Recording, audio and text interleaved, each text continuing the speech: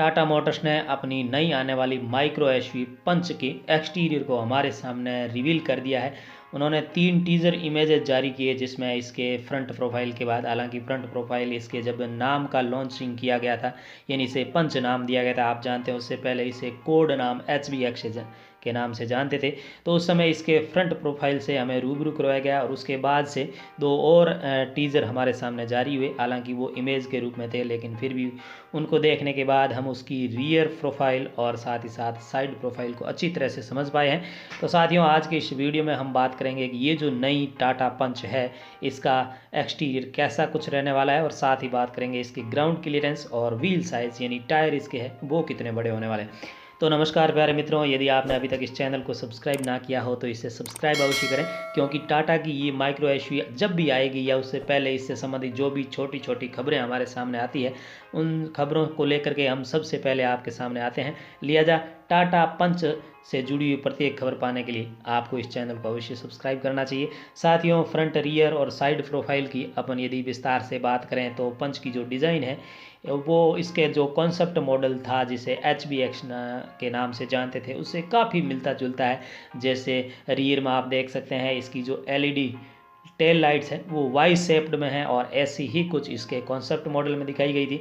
और साथ ही साथ इसका जो इंटीग्रेटेड रूफ स्पॉइलर है वो भी लगभग वही है जो आपको इसके कंसेप्ट मॉडल में दिखाया गया था। यानी कुल मिला के कंसेप्ट मॉडल से काफ़ी ज़्यादा मिलती जुलती है, लेकिन इसका मतलब ये नहीं है कि वो हूबहू वैसी है, क्योंकि जो बड़ा फ़र्क है वो आप रियर में, क्योंकि अभी हम रियर प्रोफाइल की ही बात कर रहे हैं, तो इसमें बड़ा फ़र्क आप देखेंगे कि जो इसका बम्पर है, रियर बम्पर, उसकी डिज़ाइन है वो कंसेप्ट मॉडल से काफ़ी अलग है। पहले आप जानते हैं कंसेप्ट मॉडल में एक बड़ा सा सिल्वर जो प्लेट है वो दिया हुआ था, लेकिन इस बड़ी सिल्वर स्किड प्लेट की जगह अब आपको पंच में जो है वो एक सिंपल और डिफ्यूज़र जैसी डिज़ाइन आपको मिलेगी। हालांकि इसका जो रियर प्रोफाइल है वो यदि आप देखते हैं तो कहीं ना कहीं आपको ऐसा लगता है जैसे टियागो खड़ी है, टियागो जो टाटा मोटर्स की एंट्री लेवल कार है। तो कुल मिला के इस तरह से हम देखें तो पीछे से, यानी जो इसका रियर फ्रंट है, आप इस गाड़ी को पीछे से देखेंगे तो आपको बेहद ज़्यादा आकर्षित नहीं लगेगी।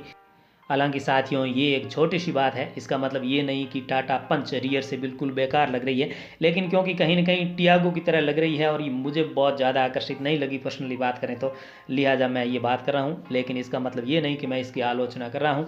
यदि इसके बारे में विस्तार से जब ये हमारे सामने आएगी तो उसके बारे में और बात करेंगे। साथियों, फ्रंट की बात करें तो ये सबसे शानदार इसका जो लुक है वो फ्रंट से है। इसकी जो स्प्लिट हेडलाइट सेटअप है वो काफ़ी कुछ हेरियर या फिर हम कह सकते हैं कि सफारी की तरह दिखता है, यानी छोटी सफारी या छोटी हैरियर की तरह ये गाड़ी दिखती है और फ्रंट से काफ़ी ज़्यादा आकर्षित और वास्तव में ये एक SUV की तरह दिखती है।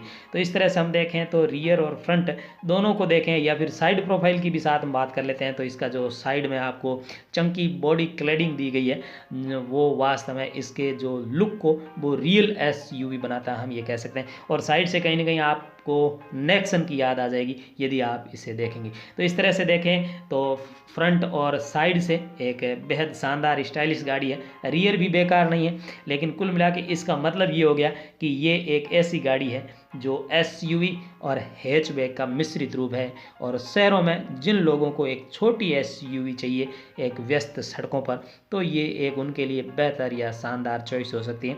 साथियों, बहुत सारे साथियों ने ये प्रश्न हमारे वीडियोज़ में पहले किए या कमेंट किए कि इसका ग्राउंड क्लियरेंस वास्तव में कितना रहने वाला है। तो आपको बता दें कि कंपनी ने इस बारे में हालांकि ऑफिशियली घोषणा नहीं की, लेकिन ये तय है कि इसका ग्राउंड क्लियरेंस 185 mm रहने वाला है।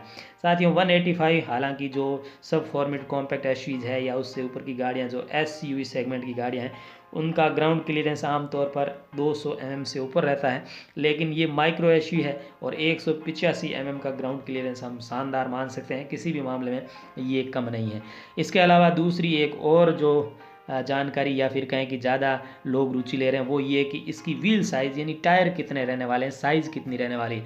तो बहुत सारे लोग ये भी अनुमान लगा रहे हैं कि 14 या 15 इंच के व्हील्स होंगे, लेकिन आपको बता दें कि इसमें 15 या फिर इसका जो टॉप एंड वेरिएंट है उसमें आपको 16 इंच के व्हील अवश्य मिलेंगे, ये कन्फर्म है।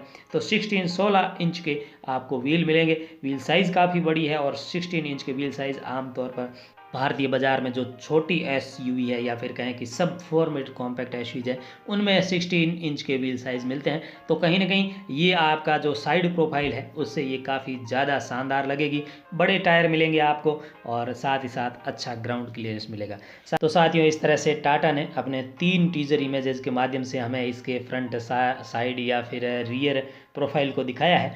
आने वाले समय में जैसे ही इसका इंटीरियर बाहर आएगा, हालांकि बहुत सारे जो जासूसी पिक्चर जिसे आमतौर पर कहते हैं यानी स्पाई शॉट जो चीज़ें हमारे सामने आई है उनमें उसका जो इंटीरियर है वो भी लगभग हम ये कह सकते हैं कि जो टाटा की कॉन्सेप्ट मॉडल थी HBX उससे मिलता जुलता होगा। लेकिन जैसे ही उसके बारे में कोई ऑफिशियल जानकारी हमारे सामने आएगी और ये निश्चित है कि टाटा ने 1-2 दिन के बाद कुछ न कुछ नई चीज़ हमारे सामने लेके आनी है, क्योंकि फ्रंट के बाद उन्होंने साइड प्रोफाइल बताई, रियर प्रोफाइल बताई और अब नेक्स्ट जो भी टीज़र उसका आएगा उसमें कुछ नई चीज़ हमारे सामने आएगी। तो जैसे ही टाटा मोटर्स अपनी पंच के बारे में नई जानकारी देगा वो हम सबसे पहले आपके सामने पेश करेंगे।